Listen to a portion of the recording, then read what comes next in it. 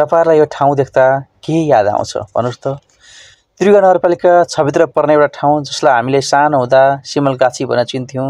अहिलेका पुस्ताले त्यो नाम बिर्सिसकेका होलान्, तर हाम्रो बाल्यकालमा त्यो गाछी मात्रै थिएन, त्यो त एउटा थकित मनको बास थियो, यात्राको विश्राम स्थल थियो र हाम्रो जीवनको एउटा मौन साथी थियो।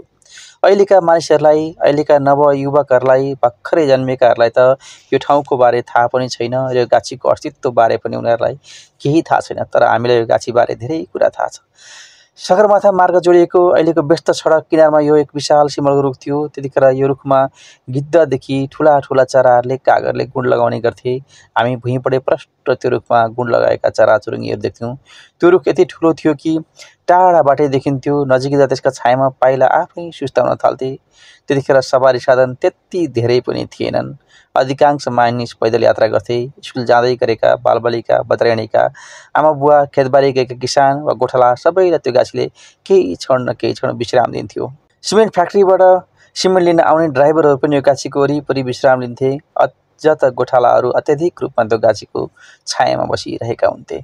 हाम्रो बाल्यकाल अनेक स्मृतिहरू गाँसिएका छन् त्यो सिमलसँग। स्कुल जाँदै गर्दा होस् वा केही बेर रोकिने, फेदमा ढुङ्गा राखेर गफ गर्ने, कहिलेकाहीँ लुकेर त्यहीँ बस्ने, त्यो रुखले हामीलाई न्यानो छाया मात्रै होइन, जीवनका केही अविस्मरणीय पलहरू पनि दिएको थियो।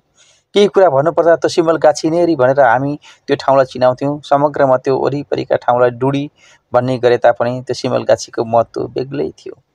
त्यो गाछीको एउटा रोचक पक्ष के थियो भने जब सगरमाथा मार्ग खनिँदै थियो त्यतिबेला सडक निर्माण कर्मीहरूले पनि त्यो सिमल गाछी जोगाएर राखेका अरे। यसको अर्थ त्यो सिमल सामाजिक महत्त्व त्यतिबेलै स्वीकारिएको रहेछ। यो तथ्यले आज पनि हाम्रो मन गदगद बनाउँछ। आज त्यहाँ त्यो सिमल गाछी छैन।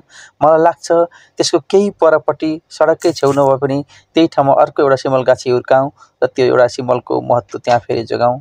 तर समयको गतिसँगै त्यो सिमल बुढो हुँदै गएको, हाम्रा आँखा अगाडि हाँगाहरू सुक्दै गई, पातहरू खस्न थाले अनि एक दिन चुपचाप त्यो ढल्यो। न कोही साथी थियो, न कोही त्यसको मितिको लेखाजोखा, कति वर्ष बाँचेको थियो होला त्यो सिमल? के तपाईलाई थाहा छ? कहिले ढल्यो?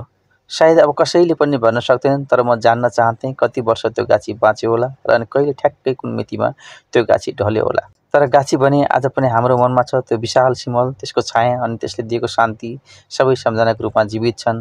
आज त्यो ठाउँमा रुख छैन, तर त्यसले बनाएको स्मृति हामीभित्र गहिरिएको छ। स्मृतिको सिमल कहिले ढल्ने गरी उभिएको छ, हाम्रो बालापनका दिनका साक्षी भएर। त्यो सिमल गाछी हाम्रो बालापनको दिनको साक्षी भएर।